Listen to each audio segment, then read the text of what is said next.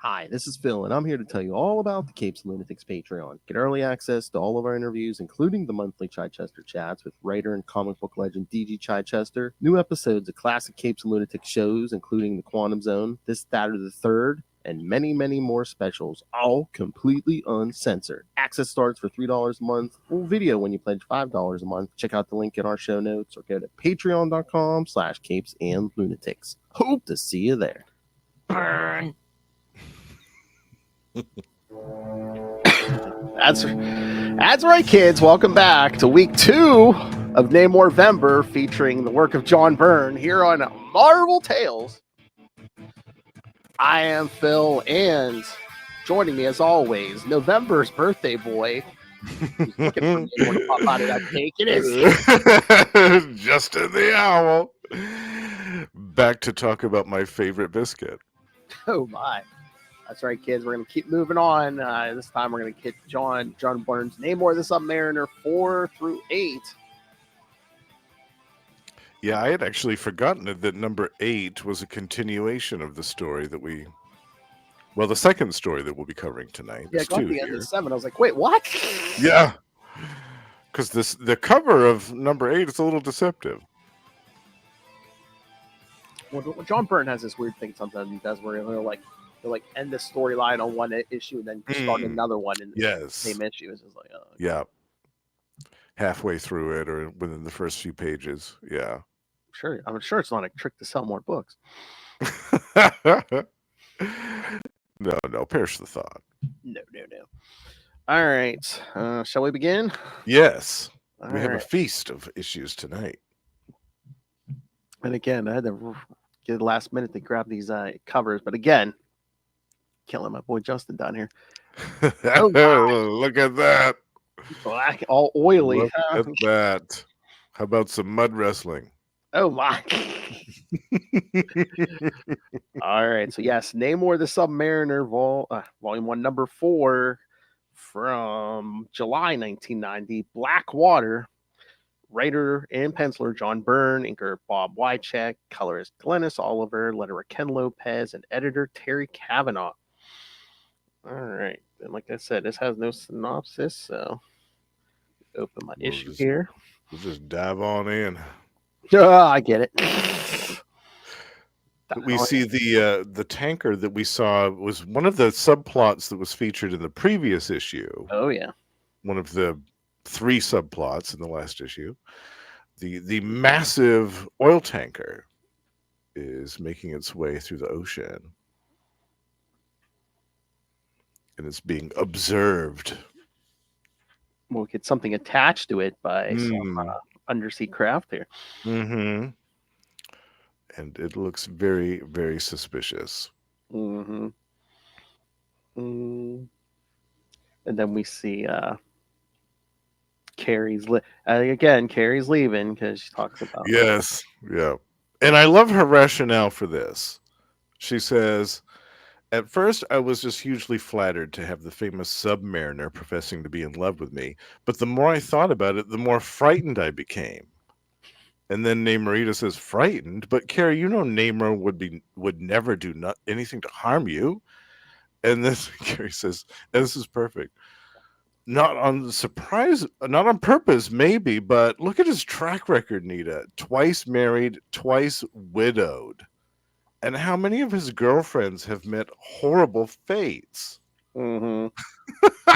I mean, her logic is not flawed here. No, it's totally logical. I love Namorita, but it's hardly his fault. Namor's just had bad luck. Yeah, you could say that. Yeah, you could say that. I love all these outfits Namorita wears because she loves showing off them legs. Yeah, look at this short skirt she's rocking here. Which I would think would hardly be conducive to flying, which she does. Well, yeah. Oh, I see you, Byrne. Yeah, he knows what he's doing. So, yeah, Namorita flies off to see her cousin who's lounging in the... lounging in the swimming pool. She breaks the news to him about Carrie leaving, and he's not too concerned about it. In fact, he's more concerned about the news broadcast, which is talking about the supposed reappearance of the presumed dead Submariner. Mm-hmm. Then the whole Griffin thing from last issue. And the Griffin thing, yeah, it's all over the news. Everybody's talking about it, and everybody's gossiping that he's still alive, and he's mad. He's more mad about that than he is about Carrie leaving. Oh yeah. Oh, it's so funny. I Oh, love bless his heart. I love when she's like, "This is serious." She's like, "Only as serious allow it to be." While I acted, shall we say, a trifle rashly in my Yeah. dealings. Yeah. uh, Just a trifle rashly. Yeah. and he says he's going to keep a low profile because people forget all this stuff. But, it doesn't take much for people to forget all this. Yeah. And then she's like, "What about Captain America?" And there's people who know you're alive like Captain America. He's like, "He'll do nothing." He says, "Until he's certain there's a reason to act against me." And he says, even though he knows I'm alive, he doesn't know where. Yeah. Except the Mars twins seem to know where he's at because they keep following Yes. drones. Yep. Yeah, those little robot things are everywhere. You'd think Namor would be able to notice one of them flying around outside his window, but nope. Yeah, here we go with them again, right? The Mars twins doing it. And this time we get to a new level of nasty with Desmond. Dressed in white, yeah. Yeah, well, the matching outfits, but Oh yeah. but he gets really nasty. He slaps Phoebe right across the face. Oh yeah. Knocks her He to the gets floor. super nasty with her. Yeah. He's like, you know how annoying I find it when you prattle on without purpose. Because there's a big party happening later, which they're attending, and they want to know who the boss of Oracle is, because he's gonna be there. And they're convinced that it's Namor. They want to mess with him, So, and then after Desmond leaves, Phoebe takes out her wrath on this poor lady, Margaret, that comes in with some files and stuff. She left like one little stack of papers out, so she loses her job on the spot. And so it seems like she takes out all her anger on subordinates. So it's probably Yep, shit rolls downhill, they say. Oh man, come on, Byrne. I mean, that one panel does look like she's only wearing like I know, yeah. The red shawl or whatever it is. Yeah. And then she's grinning after she fires this lady. Yeah, that's totally what it is. That's her outlet for her rage. Yep. And then we see the transformation of the century. Yeah, Namor, helping blowing out Namor's hair so it's not all slicked back, and then putting on the fake beard and glasses. Yeah, put on those Clark Kent glasses. Yeah. Because she's like, "Oh, it's a face even your mother wouldn't be able to pick out." And he's like, "Wait," he's like, "She might have." He's like, "I look like my father all of a sudden." Yeah, and I was like, how does he know what his father looks like? Like his father was murdered before he was even born. Yeah, I'm trying to, unless he saw pictures of something, maybe. Yeah, I think that they uncovered some photos of Leonard afterwards, and he found out what he looked like. Yeah. He's telling her, better hurry up and get ready. She's like, "No, hurry, I'm ready." Again, wearing like a short. Yeah, look at that. Yeah. Look at that. Yes, showing off everything. Because this is where she says, "Yeah, surface men like a good pair of legs, and a lifetime of swimming has made mine, as they say, to die for. No way do I cover them up." Yep. And they fly off to the party. But yeah, she says, "Why are you having this party? The idea of a submarine super tanker should be anathema to you." And he's like, "It is, but there's other considerations. The company he bought commissioned the construction of the tanker 4 years ago. Several billion are invested in her. The party was scheduled a full year before I purchased it. So yeah." He's like, if I cancel now, would cause all manner of speculation on Wall Street. So yeah, they're gonna have the party, and then after like the first, the ship goes out the first time, he's just gonna dry dock it. Yeah, these were all things set in motion long before he purchased this big company. Yeah. Oh yeah. Yeah. That's so funny. They both fly. They got to both fly over there without their shoes on. Then yeah. And Namorita puts on her little disguise with her wig and or she teases her hair out and puts her glasses on. They both got glasses on. It's so funny. Like short dress and go-go boots. Yeah, yeah.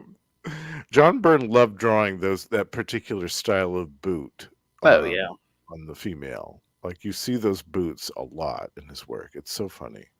So she's like, oh, let's party when they get there. But then I guess however much later, she's like, great, Neptune's tried it. I've never been so bored in my whole life. Yeah. This isn't her kind of party. No. And then she spots the Mars twins. Well, she also spots Tony late. Tony Stark. Tony Stark is there too. Yeah, rubbing elbows. Look at that. Yeah. So yeah, they're talking about the Mars twins' fortune and oh Lord, and then yeah, Phoebe's talking about having to sit around in that dress, and Desmond's like, not since Cleopatra's there been such a beautiful mummy. Why not mingle? Yeah, and he's like right in her ear, like whispering all this stuff. Oh God. And everybody's seeing this. Like everybody's seeing how close he is to her. I don't care. Yeah. But then Namorita comes over to start talking to him. You're Desmond Mars, aren't you? I'm Nate Apprentice. I'd like to welcome you on behalf of Oracle Incorporated. Oh man, she got them big earrings in there too. Yeah. So funny. And then the tanker appears with a loud. What starts coming in, and then as Namor's standing out the side, he also sees Reed and Sue Richards. Yeah. Yeah. And he all of a sudden he's like, even though you don't recognize me, Sue, he's like, all of a sudden I feel ridiculous standing here with this beard and his glasses. Yeah, Susan. Yeah, he's lusting over her from afar. Susan. Namorita told me you and Reed Richards would be here. Oh, Namor, you rascal. You are a rascal. It's not just that super tanker he wants to dock, kids. That's right.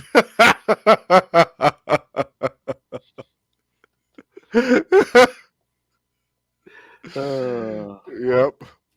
So yeah, as this tanker's coming in, all of a sudden, the thing planted on it was a bomb that blows up. And again, it's Desmond was behind the whole thing. Even Phoebe didn't know about this. Yeah. Yep. And then, of course, Namor flies into action. Yeah, he doesn't care about his disguise at this point. Everyone's like, he was here all along. Yeah. So of course, Tony Stark has put on his armor, because again, still secret identity. Yeah. Then Reed and Sue go into action. Namor flies into the water and sees all kinds of oil spilling out of this thing. Except blew a hole in the side of the tanker. Yeah. He says the blast has torn through the outer 2 layers of hull, but the inner layer, the actual wall of the tank, seems undamaged. No, wait. And then all of a sudden it bursts open and he's engulfed with all of this raw oil, which is not good for Namor. Like that's not good for anyone, but not good for anyone, but for Namor especially. Like this is really bad. Gills and stuff. Yep. Yeah. This is especially bad. So he's that's our cliffhanger ending, folks. He just kind of starts sinking into succumbs to this raw oil. Yeah. Oof. I mean, the oil would be bad enough, but one, now he's coated in oil and New York river water. Oh, exactly. Yeah. That's enough to test your endurance. But the thing about this, I mean, I know they've done this before, especially Byrne, but like Sue's like, oh, I've been keeping my Fantastic Four outfit invisible the whole night under my thing. I'm like, so you've been sitting here concentrating all night to keep that thing invisible instead of, I don't know, just like putting it in a handbag or something. Yeah. Well, probably her level of concentration for that type of thing is just it's like nothing now. She can do it with her eyes closed. Yeah. Yes. Reed just stretches out of his Yeah, it's so funny. He's got his costume on underneath the tuxedo, like an old-fashioned superhero. Yeah. Yeah, what'd you think of this one, Phil? I liked it. Yeah. It's good, right? I mean, this some people that may not be of our vintage or earlier may not remember the Exxon Valdez disaster Yes, from, what was it, 1988, 89, maybe? something Something like like that.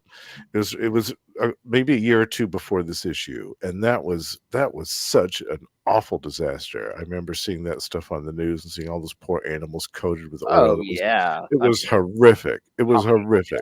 how many videos if you have, like, volunteers, like, cleaning off ducks and other sea Yeah, life and ducks and stuff, yeah. birds and seals and oh my god, it was absolutely horrific. I couldn't I couldn't believe that something like that was possible.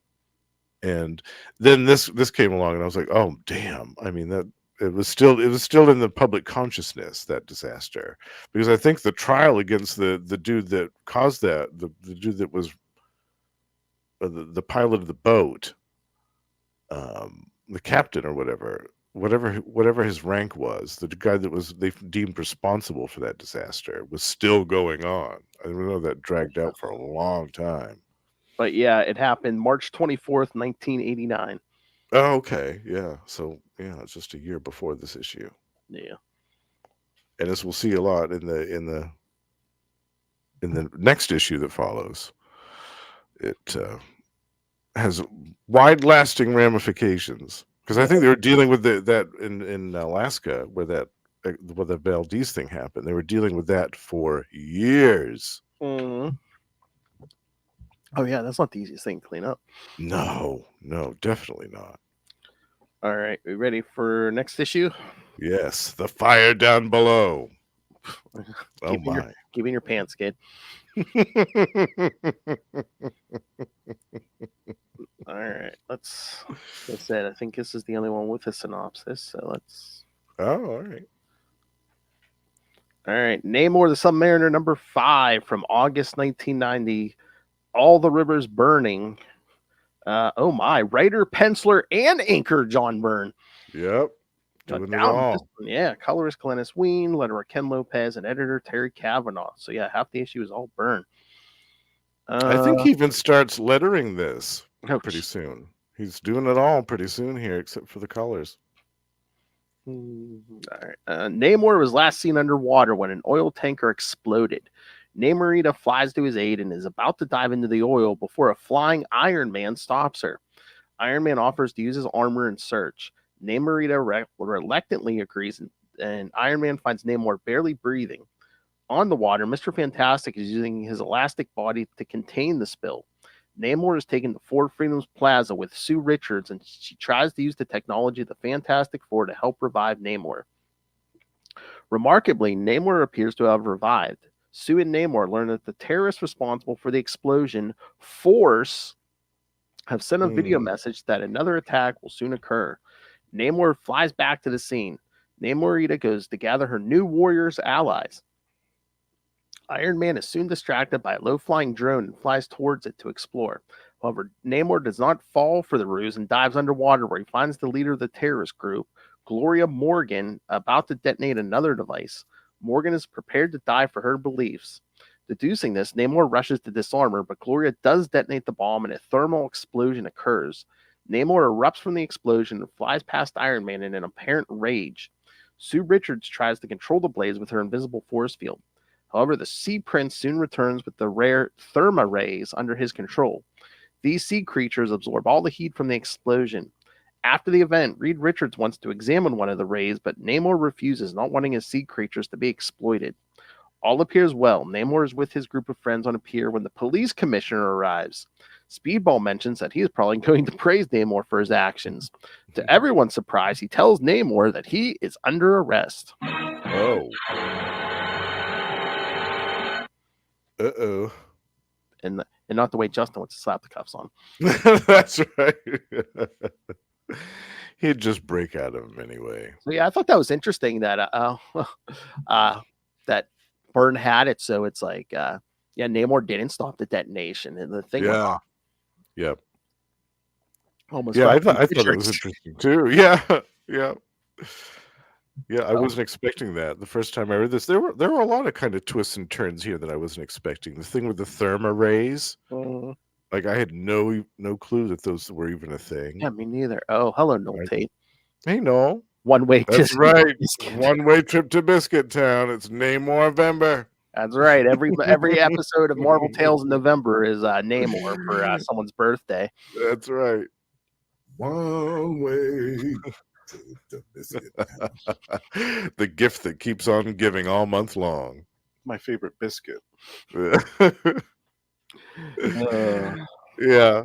The only thing that I didn't like about this was the leader of the terrorist group, Gloria, her little diatribe where she talks about New York City is the single greatest man-made blight on the face of our beloved planet. mhm. We intend to use the oil spill to expunge this matrix of moral and physical corruption.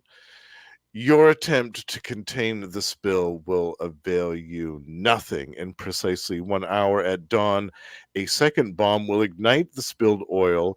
The two rivers which bracket Manhattan will burn, and the land will be cleansed. I thought, oh God, that's And like even I- Namor says, he's like, you're going to burn up all the oxygen for miles around. That's ain't going to be good for yeah, the environment. yeah. What type of even yeah? It's just it made it too mad scientist, like hokey Yeah. villain, like crazed psychopathic villain.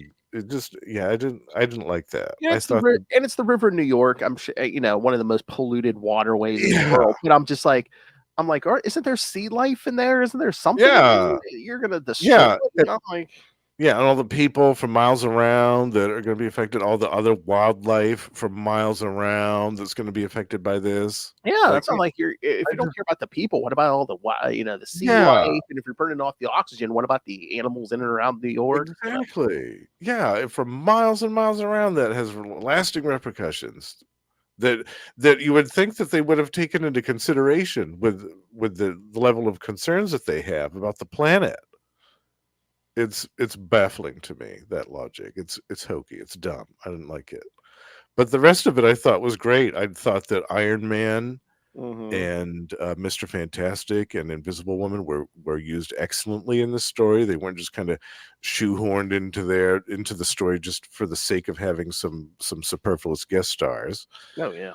Um, It was great. Yeah, I loved this. And I loved how it wasn't a typical like, supervillain showing up to do something against Oh, Namor. He sees Namor and he just starts wading down and starts attacking him, and then it just turns into a super slugfest. This was different. This was about them trying to contain an oil spill and like deal with the repercussions of it getting on fire and like all of this. It was cool. It was oh yeah. different. Yeah. Yes, Noel Tate. This is John Byrne. Yeah. Yeah, we're covering the first, Last episode we did the first three. Now we're doing 4 through 8 this time. So yes. yeah, this is the Basically, ninth we're doing Byrne. Yeah. yeah, doing the first 8 issues this month, yeah. Episode 100 is coming soon. We're gonna be doing some of the big ones, including Marvel Comics #1. That's right, Marvel Comics #1.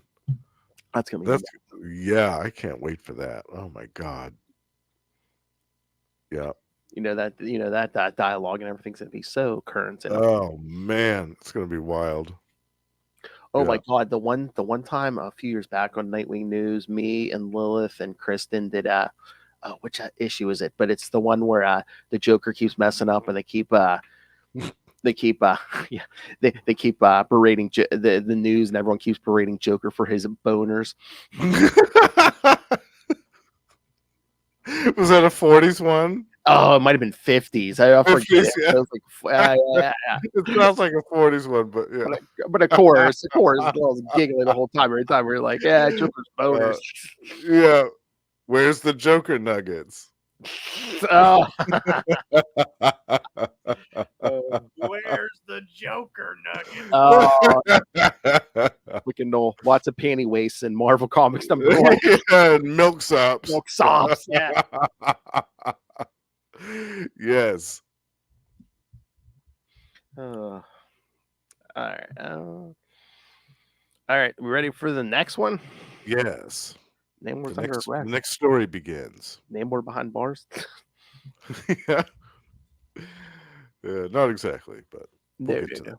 Oh Yeah. wait, hold on. Did I not open all of them? Let's see. Oh, and we get another subplot in this next issue as well, which will actually last Oh a yeah, yeah. keep on trucking for a while. There we go. Yeah, I didn't open all of them. All right, there we go. Yeah, I love that. Look at that. Yeah. It's so good. All right. So, like I said, let me do the credits for this one. Oh yeah. Where's that? It's so funny. The trivia for issue 5. It said Ed Haney wrote a letter which was published in Submariner 72, the last issue of Submariner, urging the title not to be canceled. But then this issue, he writes a letter in praise of the new Submariner series, Namor the Submariner number 1. Nice. Yeah. Oh yeah. Oh yeah, Noel. Yeah, these covers are great. Yeah. Yeah, these are some of the best. Yeah. The next one is so good too. God. Yeah, all the weird kinks Byrne does. He does know how to draw. Yes. Yep. All right, Namor the Submariner number 6 from September 1990. Out of Sight, Out of Mind. Writer, penciler, inker John Byrne, colorist Glennis Oliver, letterer Ken Lopez, and editor Terry Cavanaugh. You said there's no synopsis for No, this one. for the rest of these, there's no synopsis. Yeah. So right off the bat here, we have a new subplot, folks, Yes, in Berlin 1 year ago. because I don't think we had one for the whole last issue. There weren't any subplots. It was all the main story, I think. I think so. Yeah. Because the Mars twins were right there, so they Mhm. weren't on the sidelines scheming and trifling over there. Yeah, we didn't have any subplots last issue, so right off the bat in this one, we have it in Berlin 1 year ago. These two mysterious figures walking down the street, and a very large guy decides to smash this door wide open. Yeah, because the smaller one can't get the lock open that he put in place 30 years ago. 30 years ago, which should give you some hint about what's going to happen here. So yeah, they go down this secret passageway, and then in the secret lab, there's a female, or it looks like almost mummified in this tank. So Looks like she's been kept in some sort of suspended animation for a few years. and then we get back to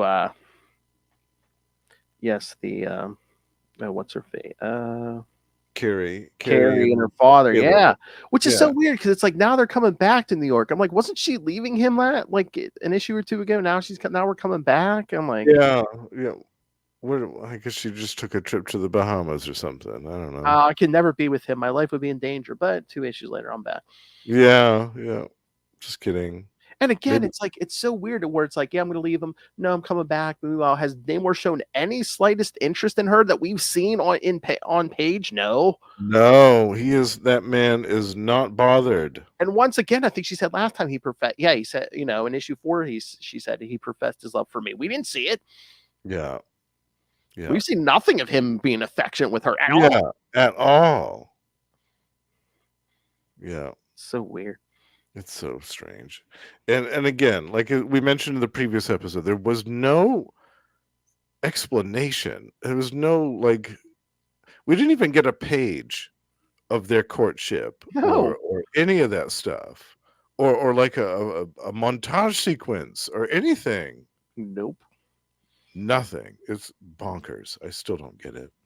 Yeah, but then we get a great 2-page splash of Namorita. I love this. Swimming with some dolphins. Oh, it's so great. I love that. Not just any dolphins, the same dolphins Namor swam with back in Fantastic Four number 6. Yep. Yeah, I saw her shooting out of the water, and then she comes up onto the cruise ship where Carrie and Caleb are. Yeah.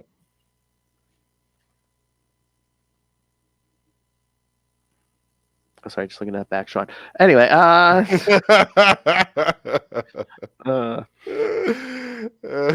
yeah, the captain says they caught something on this blip. They're wondering if she could check sonar. it out. Yeah, it's in the middle of East 106, basically, where everyone dumps their crap in the water. Yeah, Namor says that's the place all the garbage and sewage from New York and New Jersey ends up. She says it's top of my list of the most disgusting places on Earth. We Atlanteans have been avoiding it for decades. And the captain's like, yeah, all the ships try to steer around it too. It's that bad. Yeah. It's like the Sargasso Sea of garbage. Oh yeah. So she jumps in and she's like, just like how disgusting this is, and yeah. she's like, the water tastes so foul, and she's gonna need turpentine to clear out her gills. Yeah. Yeah, she can barely see because the water's so dirty. But then she's like, wait, what's that? It's this giant mass, withering mass of whatever. Yep. Something's moving down there. It looks like something is alive in the midst of all this toxicity.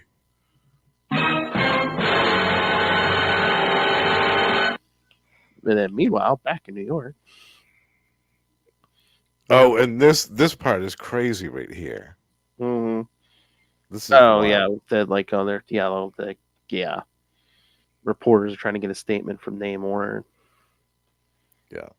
But watching from a rooftop are the Mars twins, Desmond and Phoebe. Yes. And this is what I'm talking about. Desmond hands the binoculars to Phoebe and then pushes her off the rooftop. Yeah, because without warning. He's like, you haven't, I expected you to like ensnare him and grab his attention and keep it. And she's like, it ain't fair. And, he was disguised at the party and everything. She's like, yeah, there's a more direct way of attracting his attention. Yeah, just pushes her off the yeah. Yeah. Which, I mean, it actually does work. Namor. Yeah. Namor's like, I'm not usually play the superhero. He's like, but I'm the only one around here is going to be able to catch her. Yeah. And he even says it. He even gives a line. This looks like a job for Submariner. I was like, oh, John. What? Oh. So yeah, he catches her and she's like, oh, Prince Namor, you saved me. How can I ever repay you? Yeah, there we go. I mean, Justin's had dreams like this. Oh, absolutely. I would have done the same thing. I would have done the same thing. I would be, come here, fish lips. Oh my. Yeah, Desmond gloating on the rooftop. So nasty. I love he's like, you picked up on my slightly spontaneous cue perfectly. It's like, yeah. Especially not so enticing a damsel as my own sweet sister. So Namor is hooked. It remains now only to decide when to reel him in. He gets down to the street and his driver's like, yeah, it's on the. He's like, you have to check out the TV. And he's like, what about Namor saving my sister? And the guy's like, no. No, that. Yeah, like, the big glob that Namorita encountered is now like above water and heading for the cruise ship. Yeah, Carrie and Caleb are in danger of getting engulfed by this writhing mass, which has ensnared Namorita. They see her trying to escape from it. Yep. She says, help me, help. So they try to grab her and pull her out, but then Caleb gets pulled in and Carrie gets pulled in. And Carrie pulled in. They all are taken by this. It almost kind of looks like seaweed. Like this big, giant mass of just nasty seaweed. And then, meanwhile, Namor's back at Phoebe's place, and she's slipped into something a little more comfortable. Yep.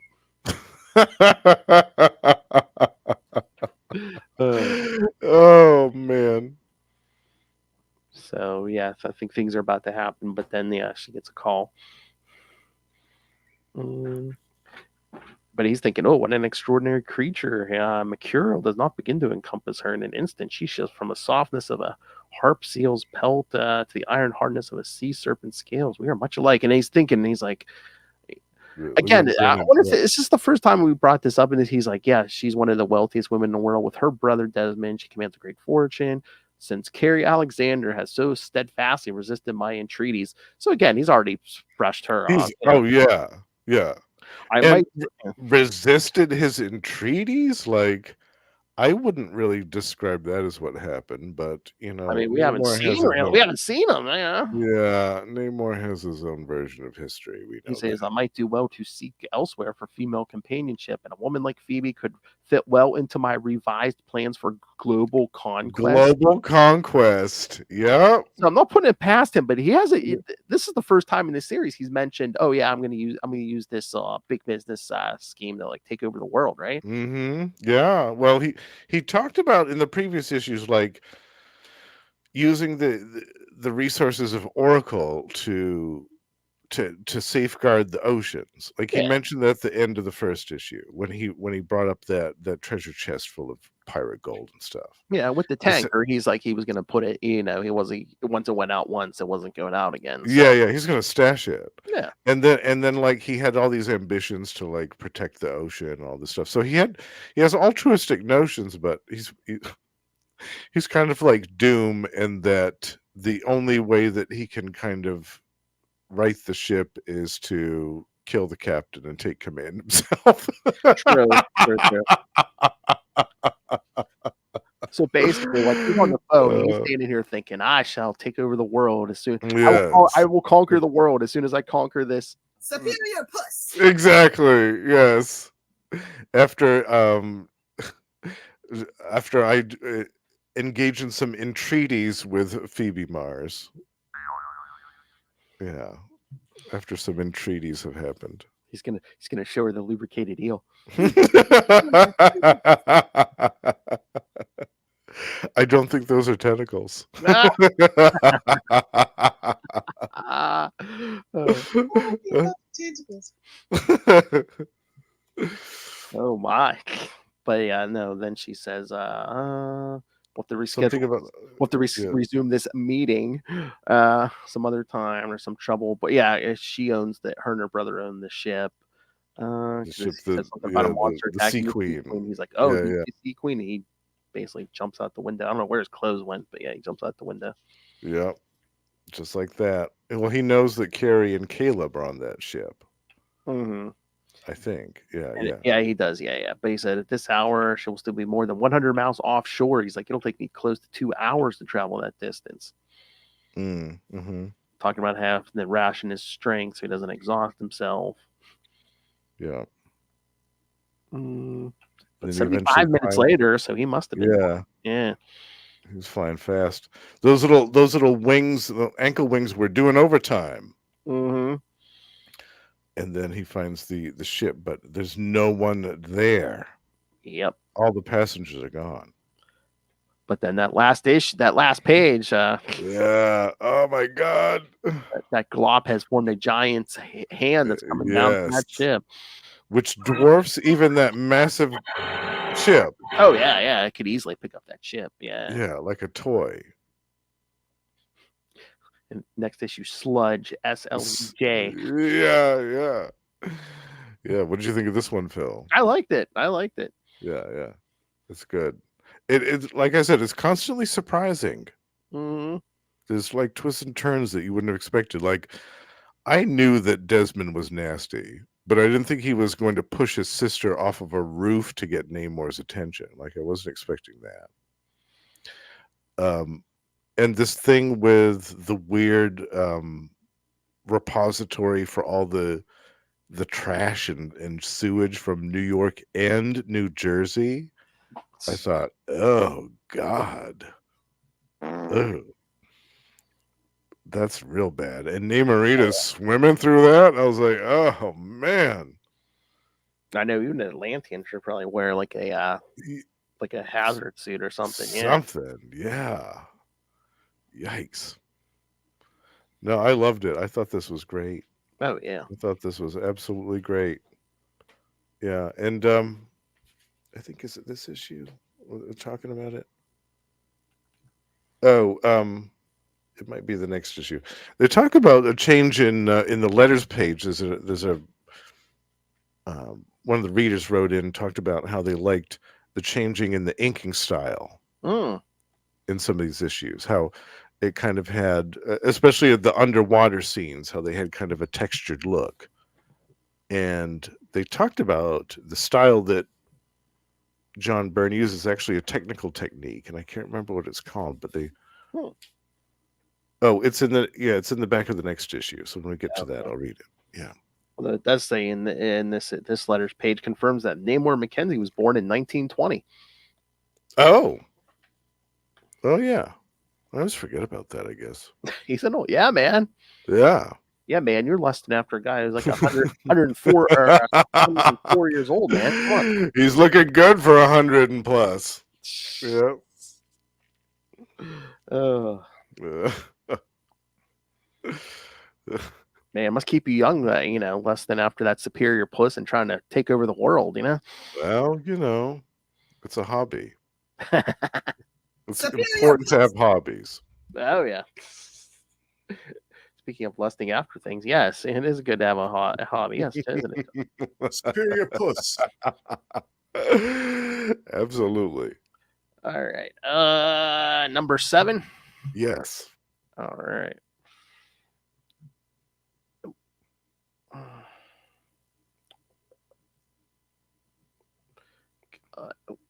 There it is, number 7. There's that giant hand, kids. Yes. All right. Namor the Submariner, number 7 from October 1990.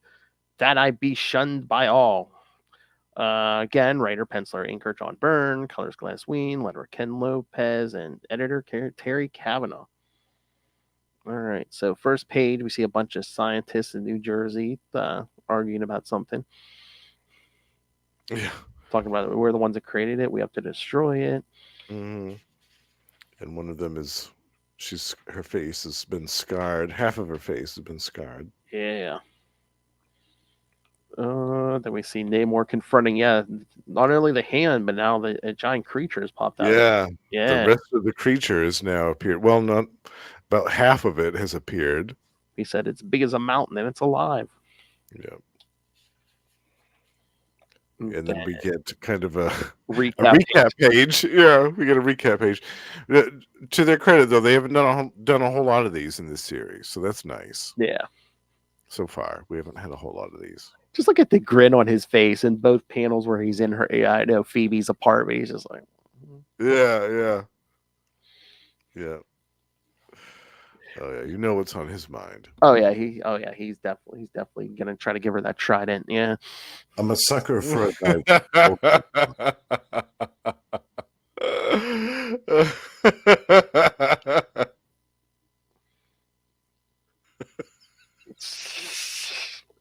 Oh, sorry, I distracted you. I'm sorry. So now, after the whole recap page, Namor's like, now the monsters turn toward New York. Speed, it's moving and reach the city in less than an hour. Yeah, and that's bad. Yeah. Then he sees that news chopper, and they said they're almost out of fuel, and the monsters creating some kind of biostatic interference. We're cut off from home base. So, yeah. So Namor said, I have to follow the creature, and since I'm going the same direction, you're probably gonna have to go anyway. Yeah, he carries the helicopter. Yeah.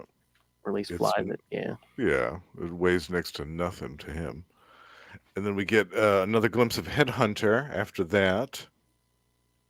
Headhunter talking to her assistant Ticker. See, that's what I thought, because again, on the app on this issue, they put some of these pages out of order.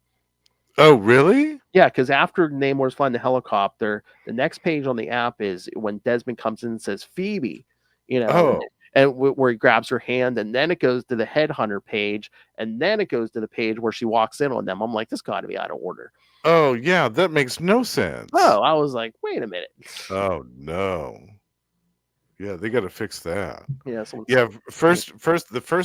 next page, the proper page 8 is the one where Headhunter's in her apartment, and she talks about going over to talk to the Mars twins. Mm-hmm. And then the page after that is the one where we see the Mars twins themselves. That's what I figured, because that page when Desmond walks in, at the top you could see someone's dialogue saying, "Hi Tom, I put the snatch on Desmond and I'm just like, who was saying that?" Yeah, right. Yeah, that's so confusing the way that they put that. Yeah. So yeah, Desmond wants to know where the Submariner is, and Phoebe says he took off after he heard about the Sea Queen. Uh, but yeah, he's all mad. He says, "I want him in our power permanently." Mm-hmm. And she says, "Yeah, it's easy for you to say, not so easy to achieve. Yeah. He's more than Not any one no. woman can Yes. control." Not with someone as mercurial as Namor. Mm. Is that respect I hear in your voice, dear sister? Have you gone all squishy on me just because Prince Fishface saved your life? Yeah. And she goes, remember, my life wouldn't have needed to be saved if you hadn't pushed me off that roof. Mm-hmm. He grabs her wrist pretty hard. Yeah. But that's when Headhunter barges in Mm-hmm. with a couple of her goons. She's basically like, I knew you were a sick puppy, but I know you got your jollies abusing your only sister. Yeah. But she says, we have an arrangement that took care of your little inheritance problem in exchange for an agreed stipend I'm here to collect. And he goes, oh, what? Oh, very well. If you must take Phoebe, do it and get out. Yeah. Mm. Headhunter says, you know your deal cut. You know the deal your brother cut with me. She's like, I don't want to die. She's like, die? You're not going to die, sugar. Not for a long time yet. Yeah. Oh, it's so great. Then we see back to Namor, who's brought the helicopter down to a pier in New York. I love those guys in the choppers. Is there any way we can repay you? He's like, unlikely. The day the avenging son of Atlantis needs the aid of a surface dweller will be a sorry day indeed. So the other thing is, it's already rounded. The southernmost tip of Long Island is approaching the Verrazano Narrows Bridge. Yep.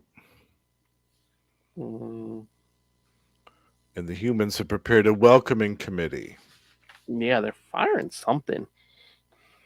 It's a chemical foam. Oh, that's right. Yeah, these Yeah. are hurting it but not stopping it. It bellows like a wounded sea serpent. But it just flows over the bridge. Yeah. So Namor's helping some of the boats get out of the way. Yeah, and he's up close and personal with the creature as he does so. And that's when he realizes that there are these kind of pods attached to the outer flesh of the creature, which contain people. Mm-hmm. As human beings trapped in these cocoons, they're alive. And it looks like it's the people from the ship. Oh yeah. Because even Namor's like, can't breathe in here, can't last more than a few minutes, feeling the strength draining out of me. My flesh feels as if I've been hurled into a bath of acid. Yeah. So Namor only has time. He just grabs one pod and gets out of there. Yeah. Some random woman, yeah. Yeah, his strength was starting to drain out the longer he was engulfed in that thing's body. Yeah. Yeah. Because like, hopefully she can be revived and tell us something. And yeah. That's when we see this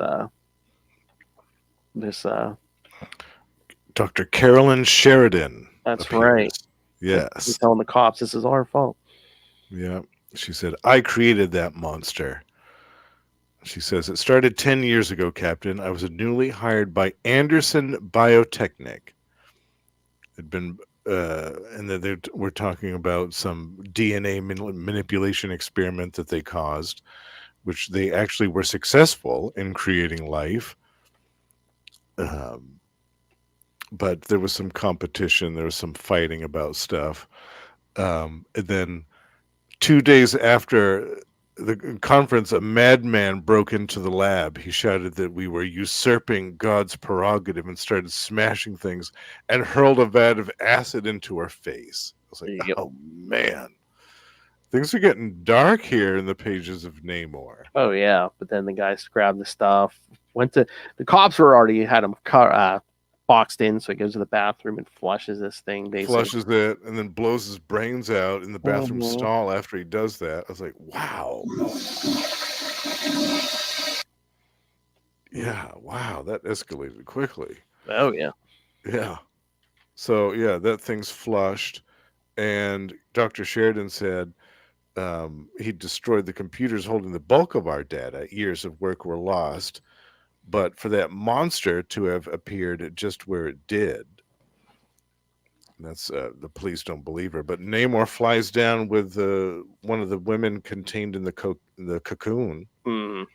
and rips it open. And the doctor says, the thing's constantly changing and mutating. The cocoon might be some manner of storing or even digesting its food. Mm-hmm. So when the cops is like, you mean she's being eaten alive? Gotta get her out of there. And Namor's like, Yeah. yeah, her and everyone else. So he says, he rips open that cocoon, stand back, why free this female? Yeah, and the woman who's freed, she starts puking. She says, "Get my head! Get out of my head!" Mm-hmm. And when they ask her what she meant, she says, "I could feel it. Sounds crazy, but it was as if someone was inside my brain, someone else thinking my thoughts, feeling my emotions." And Dr. Sheridan says, one of our tests on the original protoform suggested an embryonic telepathic ability. It seemed as if it might be able to draw information, knowledge directly from the minds around it. Mm-hmm. And that's not good when you're a monster that size. Oh, no. And of course, this woman came from a cruise ship and were drawn by Byrne, so she's in a bikini. So Yeah. between her and Namor, a bunch of half naked people. Oh, yes. Absolutely. Yeah. Yeah. Mm. And Namor says, "You mean that monster is intelligent?" And Dr. Sheridan says, "No, not yet. I pray not yet. In the time since it began absorbing data, it cannot have evolved much beyond the level of a dog or a cat." And they talk about she's got this vial that she gives to Namor. We must inject this gene scrambling virus my colleagues developed into the very center of the mass. Yeah, so Namor has to take it in because the cops don't have anything that will shoot this glass vial without breaking it before it hits its target. Mm-hmm. So he goes in and once again feels his power and strength draining. Yeah. So he gets in there and then he says, even if it costs my life, I must release this viral agent because even before he's like, yeah, all these people need to be freed, including my cousin who's in there. Yeah. Yeah. And Caleb and Carrie and Mm. hundreds of other people. Yep. And then the creature bellows out in agony again. Mm. Yeah, because Carolyn says to the other doctor, she says, "What? You said there would be no pain." He says, "I lied. All right, the way you've been lying to the police in the Submariner. Let's get out of here." And she says, "No, we're gonna wait for it. Wait for our son." Our son. Yep. Because we see the thing over all of them going mother, and then it kind of just explodes. It engulfs her and everybody else. The entire city is just deluged with this massive flood of this creature's form.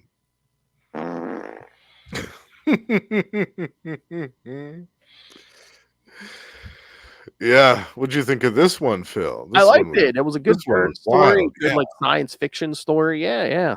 yeah, yeah. I liked it too. Oh It yeah. was again another surprise.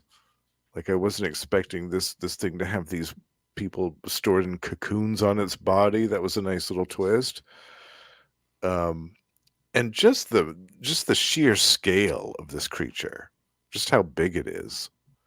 Like if that thing had actually found its way to wade through New York City in its form as it was then, it would have completely flattened the entire city. Oh yeah. Yeah. And again, it's been I guess absorbing all this toxic waste and stuff. So Right. So it's basically this walking mound of poison. But yeah, in the letters page, they talk about what I mentioned about the change in the inking style. This guy, Thomas Wheeler, wrote in, he goes, "Some people use zip-a-tone as a shortcut. John, you've turned it into an art form. I must especially point out the underwater scenes, such as the opening page, and even more so Namor in the swimming pool on pages 8 and 9. The shading, the lines of rippling water were fantastic. It was comic art perfection. And so the editor, it was either Terry Kavanaugh or the assistant editor to Kelly Corverse, replied back to Thomas and said, um, on a technical note, for those who might be interested, the effect is not achieved with Zipatone, but with a specially treated paper called Duoshade. Hmm. While Zip is a plastic film that is stuck on the artwork and trimmed to shape with a blade, Duoshade is a line pattern printed into the board itself and made visible when it is painted over with special chemicals. It's a lot like those coloring books where ordinary tap water makes the hues appear on the page, Oh. except that here what appears is either of two gray tones. Hmm. Editorial cartoonists have been using the technique for decades. And while we're on the subject, everyone connected with Namor wants to express their heartfelt appreciation to Glynis Oliver, whose deft coloring made the duo shade work better than we dared hope. Oh, nice. So pretty cool. Yeah, I remember reading that because I noticed the subtle change in John Byrne's artwork. Like the inking looked a little bit different. And I thought,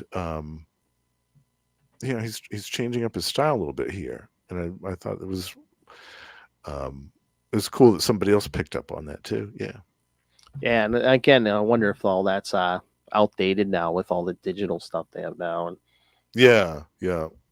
That's probably nobody does that technique anymore. But it's like a time capsule now. It's like, oh yeah, no, it's all different now.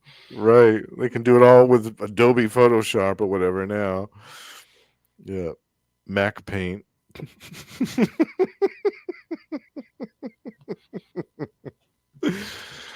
Yeah. All right, you ready for the last one? Yes. Number 8. Some big things going on here. Yeah. We kind of give away the ending there. I know. Yeah. All right, so Namor the Submariner, number 8, November 1990. Never bet the devil your head. Same team. Again, Burns doing half the book. Glennis Ween, Ken Lopez, Terry Kavanaugh. Oh yeah, he's doing the lettering in this one too. Yeah. Wait, is he? Yeah. It still says Ken Lopez, unless this is Oh, wrong. it does? Oh, yeah. In mine it says it. It's just John, Glynis, and Terry. Oh, maybe. Yeah. Maybe the synopsis is wrong. Yeah. Yeah, I think John did everything but the colors and the editing on this one. Jeez. It's crazy. You can tell he liked this book. Yeah. He was having fun with it. Yeah, so this one opens again with East Berlin, but this time 1961. Mm-hmm. Yep. Going back a few decades. Mm-hmm. And we see a diminutive doctor doing some tests on a woman wrapped in a mummy shroud, like we saw that other woman, suspended in a capsule of mysterious fluid. And the men go out, and then what basically gets shot at by some troops, so they take off. Yeah, the doctor's been shot. They managed to get him into the vehicle and get him out of there. But then in the present, yep, going back to the present, Namor is recovering in a pile of raw sewage. It looks like on a rooftop. On a rooftop. Yeah. And again, we get a recap page.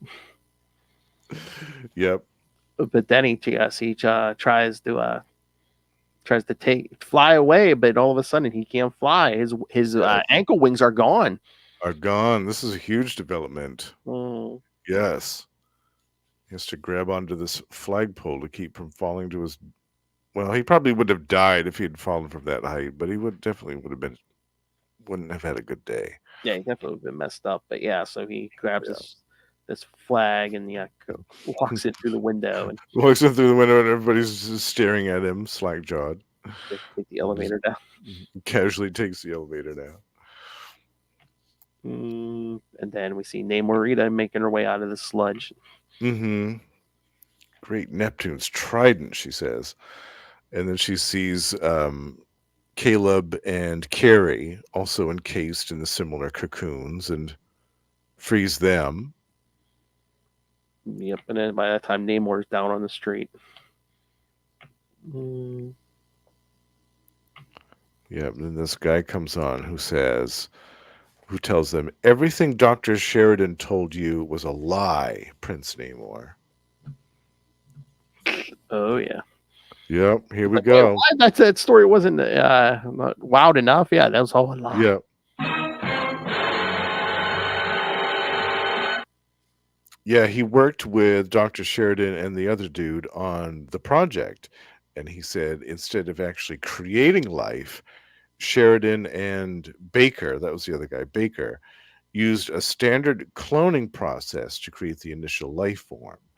Then Dr. Sheridan used her skills in genetic manipulation to mutate the organism into something no one would recognize as having once been a human being.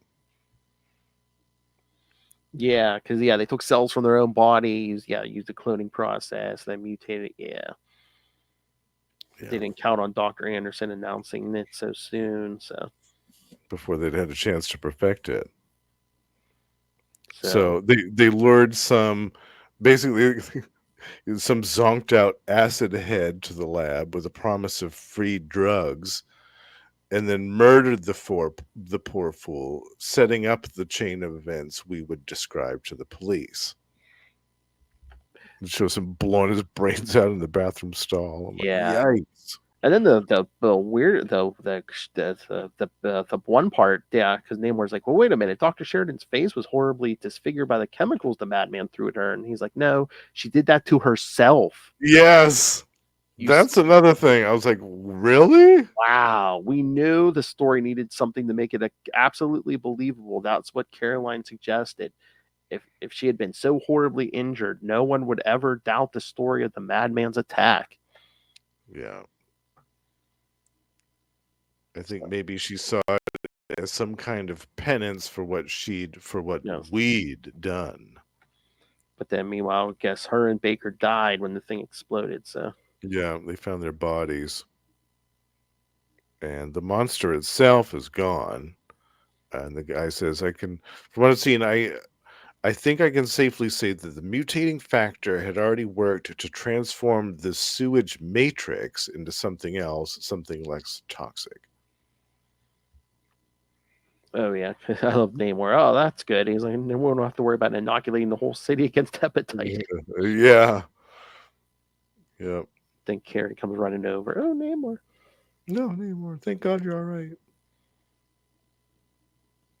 And then Namor's kind of explaining the whole thing to them. That's when Phoebe shows up. Mm-hmm. And she says, "Headhunter's taking my brother." Yeah. Yeah, and this is exactly what it is. What we talked about at the beginning of this episode. Halfway through this issue, we get a new story starting. Oh, yeah. And you got a couple subplots cooking here too. Yeah. And Namorita notices. She's like, "What? He's walking away with Phoebe? Usually he'd sweep her up in his arms. Oh, no wonder he isn't flying." She notices that his ankle wings are gone. Yeah. Yep. So they ride off in Phoebe's limo, and yeah, look at this in the backseat of the limo. First, she's crying her face off about Desmond, and then like a heartbeat later, she's on top of that man. Well, he agrees to help, and then she's like, "Oh, Oh, I wasn't expecting you to say yes so quickly." She don't wear those shoulderless dresses for her health, kid. Yeah, that's right. Yeah, she knew what she's doing. Look at that short micro mini skirt with the pantyhose. Yeah, she knows what she's doing. Taking care of business, kid. Oh, Namor, I just knew I could depend on you, she says. TCB, taking care of business. Yep, you know it.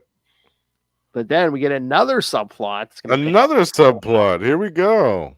Colleen Wing and Misty Knight. Yep. And Misty's, I guess, not in a good place, and supposedly Danny Rand died. Right. When did that happen? Do you remember? I think that was the end of Power Man and Iron Fist, I think. Oh, at the end of that series? Yeah, because they Oh, made it okay. look like Luke killed him or was responsible for his Oh. death or something. Yeah. Oh, wow. Okay. Which I can't remember if he was still in the book, but I think Oh, yeah, they Byrne, talk about it here, yeah, yeah, in the Byrne in was the on news Iron broadcast. Fist for a while, I think. Yeah, they talk about it in the news broadcast. It says, Rand, you may recall, was reported murdered some months back by the mercenary and sometime superhero known as Luke Cage. Yep. Blame the black guy. Interesting. Yep. Yeah. Yeah, what was that about? Why did they I can't have to do remember. that? I cannot remember for the life of me, but That's weird. yeah. Okay. But then all of a sudden, yeah, Rand Meacham's having a press conference, and all of a sudden, oh, hey, Mr. Danny Rand, Yeah, alive and well. alive and well, or so it appears. Yes, it's an imposter, a super imposter. Mm-hmm. Yeah, interesting. So another subplot cooking. And then we go back to Namrita and Carrie having a heart-to-heart. And Carrie, I just don't get this. She doesn't. goes, yeah, she's talking about while we were away on your recuperative cruise, and especially while we were attacked by the sludge monster, I realized how much Namor really means to me. How much well, all right, I guess I should just come out and say it. How much I love him. I was like, what? What's this about? I know. All of a sudden, she's like, my life's in danger. Now, all of a sudden, she's changed her tune. And again, Namor hasn't showed the slightest bit of interest, at least Yeah. on panel for us at all. Yeah, I don't get that. I don't understand it.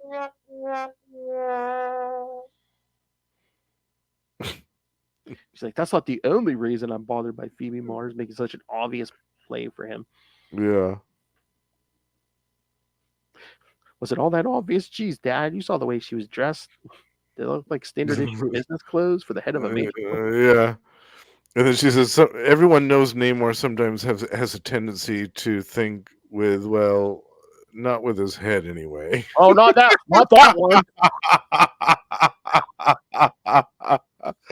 He does have that tendency, Carrie. You're 100% correct about that. Getting led around by that trident, kid. Yep. And so Namor and Phoebe go to Headhunter's building, 15 blocks uptown. And by pure instinct, Namor grabs her like he's going to fly up there with her. And he's like, oh, Oops. no, where's the habit? Oops. Let's take the elevator again. Yep. I mean, I guess, his skin is extra durable because of the sea pressure and stuff. But I'm like, now that you don't have the wings, why don't you just throw on a pair of shoes or something? Yeah. Yeah. You'd think that he wouldn't like the feeling of all that dirty concrete. Yeah, New York. Yeah. Yeah. But then they go up to Headhunter's suite. Yeah, she's waiting for him. Yeah. And again, just like the one cop at the beginning, she calls him the submariner. Mariner. She's like, I want to see if it bothers you one way or another. So I've already learned something about you, and you still don't know diddly about me. In business, that gives me the edge. Namor says they're there for her brother, and he says, oh, how are you? Not that simple. Or your royalness, I've got a contract with the Mars twins, legal and binding. No hidden clauses. Desmond knew what he's getting into when he contracted for my special services. We knew he'd have to pay. All I've done is consummate our deal. He's like, right, Phoebe? Yes. Won't you reconsider? Isn't there something else I could offer? She's like, well, now there might have been, sweet thing. Only I'm afraid you've done gone and arrived a bit too late because we see, yes, Desmond's head on the wall. On the wall, yep. I mean, that's a happy ending to me. Yeah, exactly. That ain't much of a cliffhanger. We could have ended the story on that beat. Exactly. he beats his sister, almost murders her. Yeah, I'm fine. yeah, I'm fine with his head being on the wall. Yeah, that's fine. yeah. Thanks, Headhunter. See you later. Have a good day. But only in the Marvel universe, because they didn't name Marina say, Headhunter's a big mover, shaker in Wall Street. Oh, only Yes, in the Marvel yeah. universe would a big mover and shaker in Wall Street literally have head, Yeah, called I Headhunter. know. Headhunter. Yes, human head. Yeah, totally. Yeah. All right, so I love this one. Even though like we discussed, it was kind of weird because you get the end of one story halfway through the issue and then the beginning of another one. It's kind of strange, but it still works. It was still a oh, great issue. Yeah. And I was satisfied with the conclusion of the previous story. I didn't feel like it was wrapped up too quickly. mm-mm. I liked the twist with the fact that Dr. Sheridan was actually lying the whole time, and they set up that guy to take the fall for what happened, and she scarred herself and everything. I thought, oh wow, all right, I wasn't expecting that. Okay, Yeah, I mean, again, she got killed, so I mean, yeah, yes, she got hers, yeah, right. There was some justice. and the other guy. Yeah, yeah. I I still have a problem with Namor losing his ankle wings, though. I s- I don't understand why that was done. I don't get it. Yeah, I don't know. Again, just like again, Byrne sometimes loves to come in and change stuff. Yeah, I know, and I guess he wanted to give Namor like more of a limitation, Maybe, which yeah. I I suppose. I mean, he's got enough of a limitation with what you established in the first issue, with the fact that if he spends too much time on land or underwater, either one, like there's problems with his blood oxygen content. Yeah. So I feel like that's enough of a change of a limitation for him. Taking the ankle wings away, I thought was kind of silly. I didn't get it. Again, he loves to come in and change stuff. It's the ankle wings or Avengers West Coast. Oh, hey, the Vision was never the Human Torch. No, no. Yeah, yeah. Let's just make the Vision completely different, shall we? Yeah. And oh no, the Scarlet Witch never had kids. She just made those up. Oh, yeah. Those were those. That was her hex power that made Yeah. those. Those No, kids do not exist. I don't know if he just got a big head after Man of Steel where they let him change stuff because they were rebooting. And it's just like, oh, Yeah. yeah. And plus, he had such a success when he revamped She-Hulk. Yes. Like Yes. that was such a massive success that I think that they kind of gave him carte blanche to do a bunch of stuff. Yeah, yeah. Which for some characters it works depending on what it is, as we've seen. But I still have a problem with getting rid of those ankle wings. I don't think it was a good idea. Yeah. I can't remember how long did it take him to get those wings back? Oh God, I can't remember. I know that this loss of them persisted for quite a while. Yeah, probably came back after Byrne was gone, I would I think. think so, actually. Yeah, I think during his amnesia years or something, I think he might have come back. Yeah, when he was all hairy and shaggy. Yeah. Wait, what? Well, back up after issue 25. Oh, When yeah. his hair gets all grown out and he's got that big long bushy beard. I was like, oh God, what are they Oh, doing yeah, to the him? other period when he lost his memory and grew the beard. Yeah. Yeah, yeah. After issue 25. Yep. Yeah, and again, he kind of thought that that gene thing he injected into the creature did it because I guess Namorita was saved because she was in one of those cocoons. Mm-hmm. Oh, and he even said this isn't the first time he lost his wings. Oh, yeah, I think it did happen in the Oh, look at it. 60s. Oh, It's one maybe of the 60s stories or something. hold on, maybe the 50s. And again, and then in that case, it's like it's not even original. It's like they did it. Yeah.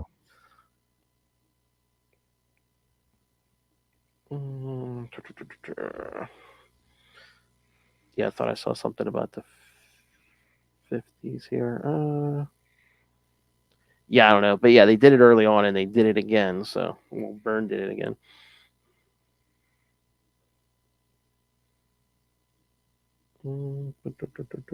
Trying to see if it says this time when he got him back. Wait, they were later restored. When did they? Namor the Submariner 39. He gets him back. Oh, that long it happened. 1993. Wow. Yeah, so Oh my word. about 3 years. Yeah, I didn't realize it was that long of a time span. That's crazy.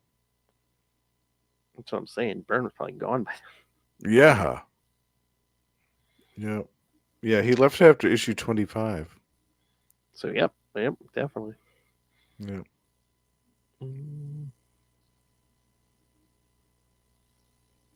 Yeah, I can't find it when it said he originally lost him.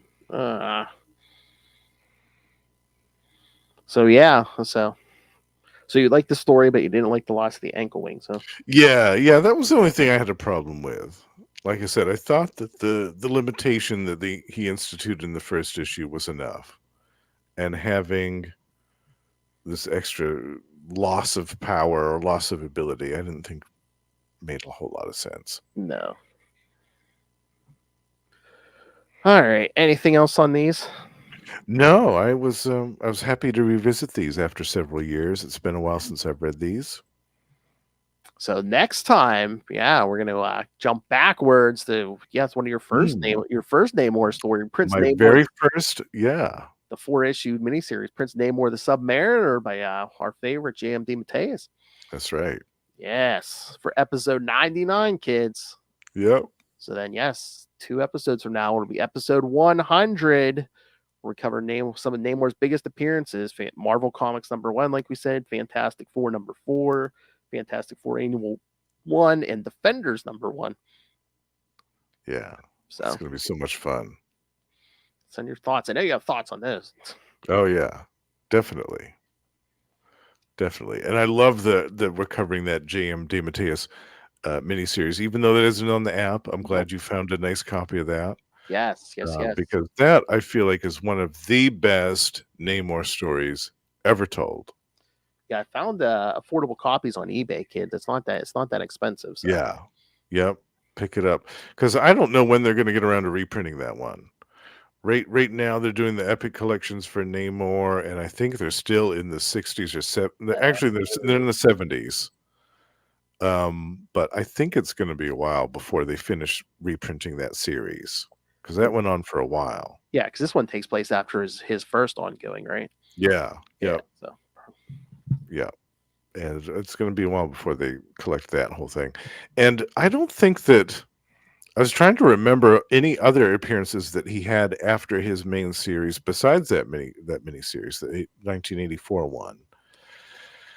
And I don't think that there was much other stuff. Just like guest star in other books, I think. Yeah.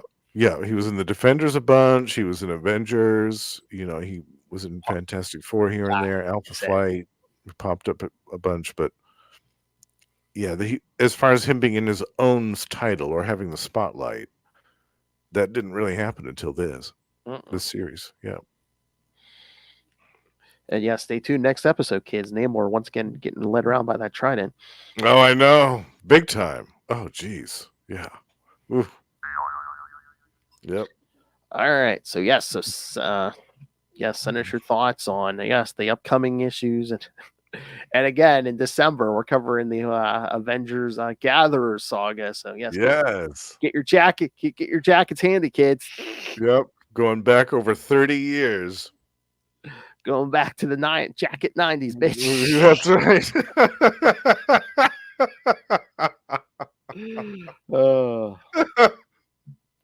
And foil covers galore. Oh yeah, there's at least 2. Yeah. I think there's 3. Yeah. Oh yeah. All right. The bronze one, a silver one, and a gold one. I know 375 was huge, but I can't remember if there was like a special cover on it or if it was just huge. Might have been a gatefold. I can't remember, or a trifold or something. Yeah, I think it was. Yeah. Something weird with it. Yeah. All right. So, send us your thoughts. Email us, CapesandLunatics@gmail.com, or call the voicemail 614-382-2737. That's 614-38-CAPES. And remember, you can find all things Capes Lunatics, episodes, social media, merchandise. Get your brand new Capes Lunatics merch, your classic Capes Lunatics merch. And again, Don't worry about giant sledge monsters. You have your little hellfire, unless you rain random money on us to the Cash App link.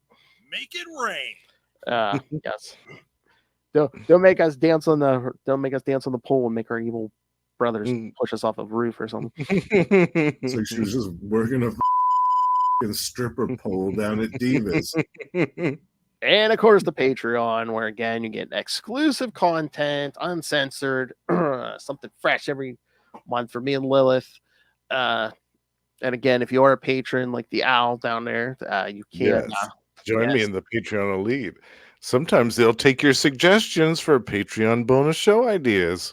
That's right. Request topics, program for us. Yes, get the topics you want to hear. That's right. So yes, subscribe to the Patreon at patreon.com/CapesandLunatics.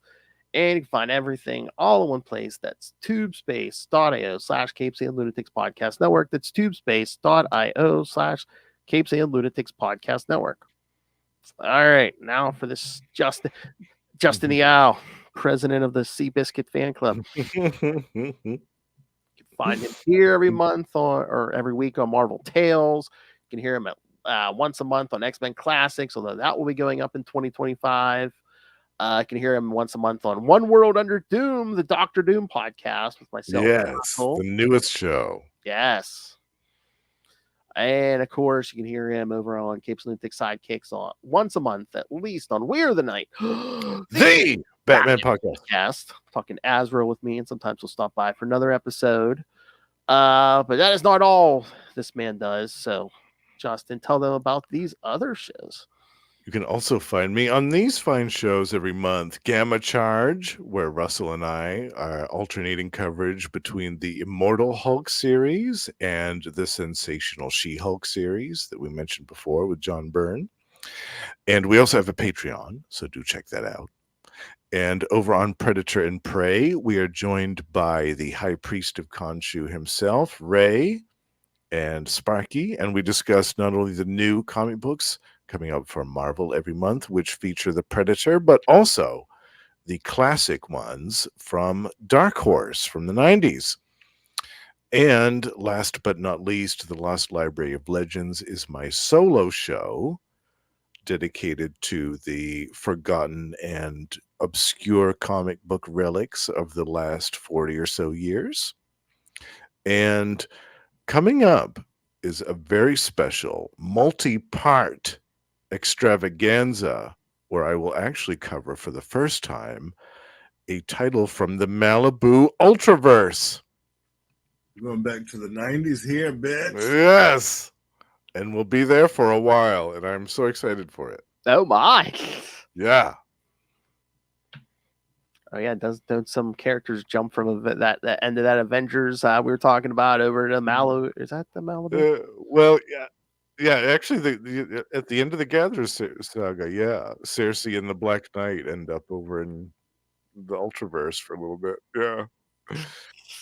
Yep. Oh my. Double biscuits for